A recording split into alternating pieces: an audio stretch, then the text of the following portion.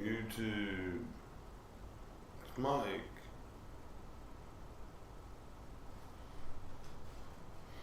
What's up, everybody?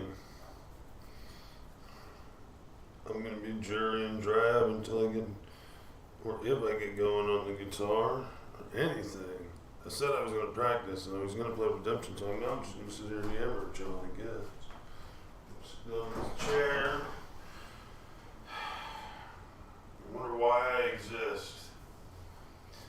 It's a fundamental question sometimes. Some people think they've got that one figured out. They like to think they know the reason why they exist, and I don't think you can know it. I think you might be able to come up with an excuse, a reason why you want to exist, but ultimately,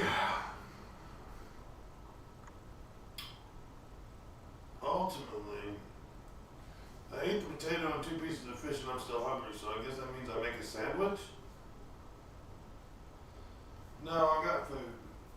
But I don't want it. It's kind of heavy. It's a steak and cheese sub. So anyways, there's a lot of things I've been thinking about lately. Fundamentally, why do I exist is one of them. I wish there was a way to just disappear into the ether, like you know, reach atonement and just go bing, or whatever it would be considered some level of superior adoration for Jesus Christ, and you got to be assumed instead of dying and being non-existing for a brief moment in time, or whatever happens. A lot of times it's interesting to think about what might happen, and sometimes so that you don't think about it, we come up with what we think might happen, whether we know it's going to happen or not, just so we have a thing to think we know. And it's not left as an unknown that we would question all the time. But how many ways are there to be when you're dead? You know? I mean, I'm leaving that blip. That's a technical glitch that I accept and want. It's part of my special effects. Okay? Don't get on me about it. I don't know if you're experiencing it on your end even, but there seems to be some video glitch and I'm letting it ride. Because I want it.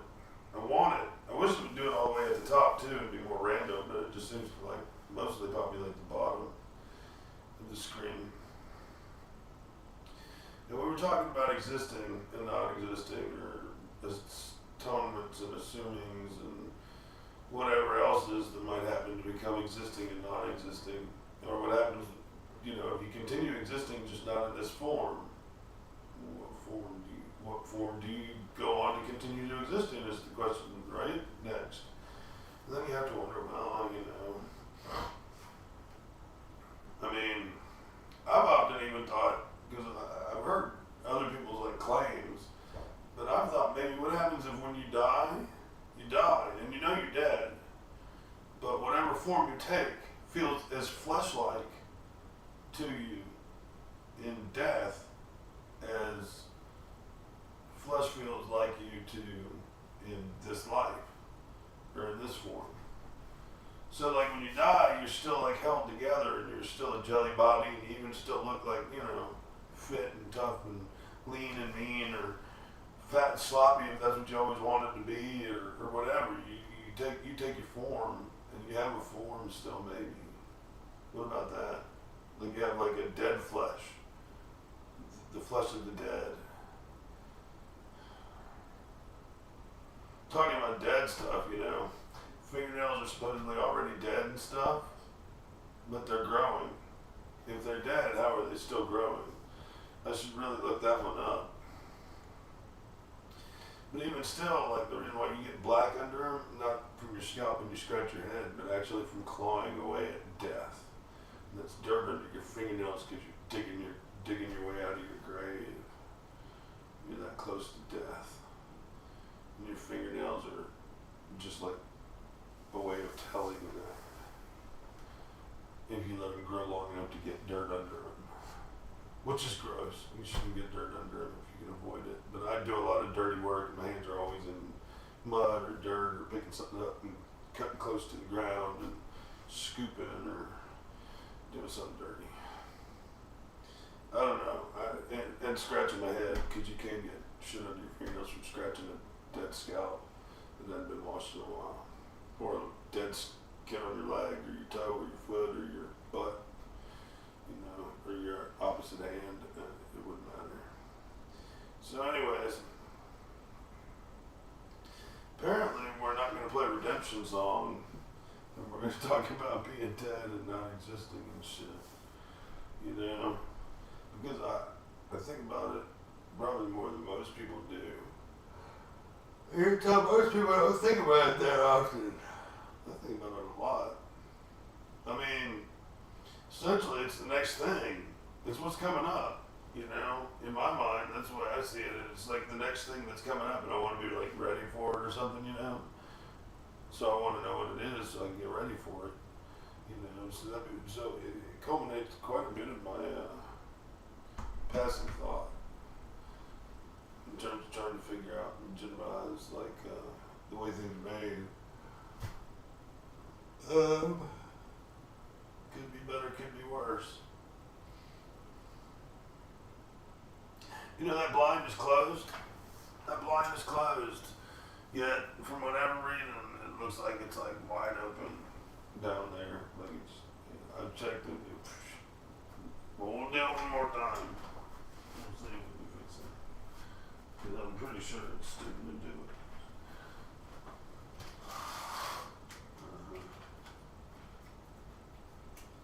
Yeah, it's sticking to do it probably. Yeah, it's just that way. Funky. That's funky. Because really, like when you look at it, like without the camera on it, it looks totally closed from top to bottom. Just some sort of shadow or something maybe that goes across the screen. Anyways, for all those details that I worry about, like I'm worried about that, and I can let this screen thing go. Because we're not really here. You're not really watching, and if you are, I'm surprised. That just doesn't happen very often. But you know, you can always go back to existing. To be or not to be, that is the question. So somebody said, I don't know how relevant it is or how accurate, I'm not into axioms or cliches or something, you know, but it is a question. I don't know how functionally we're in control of it. You know, death, really weird shit. Death is really weird shit.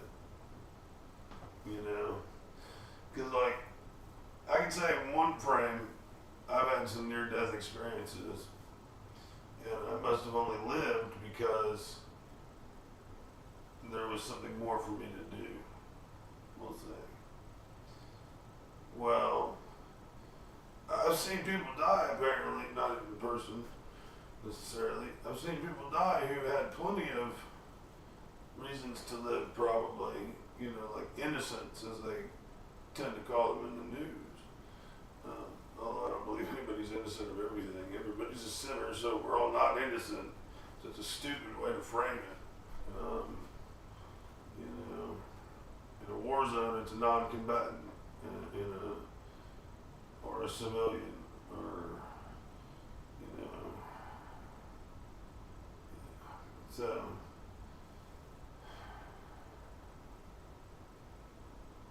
brain dead motherfucker. You're such a brain dead motherfucker. If we can go back in time, and we can talk about what we were talking about before we started, before we deviated to describing whatever it was that we were describing that was in a war zone, that was civilian, non-combatant, what we were talking about. Oh, people dying.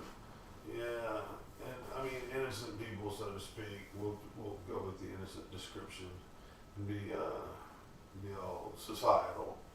You know, so there's some innocent people. You know, and there's some innocent people.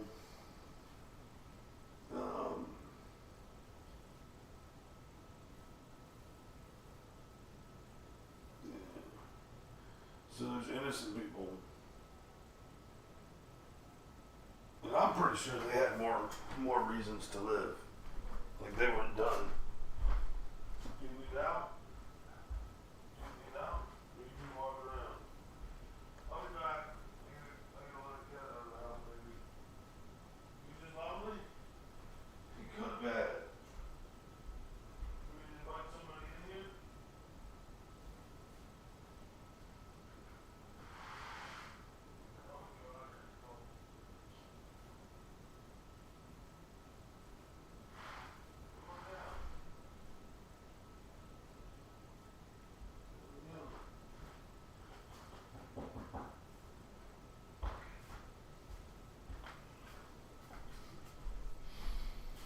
so.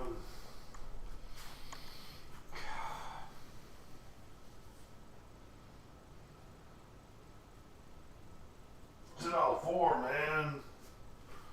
All I know is don't break shit. Don't break shit. Breaking shit is like the worst thing in the world you can do. Right? You know what I'm saying? Like if you break shit, it's bad. So don't break shit. And if you can, and it's broken, fix shit.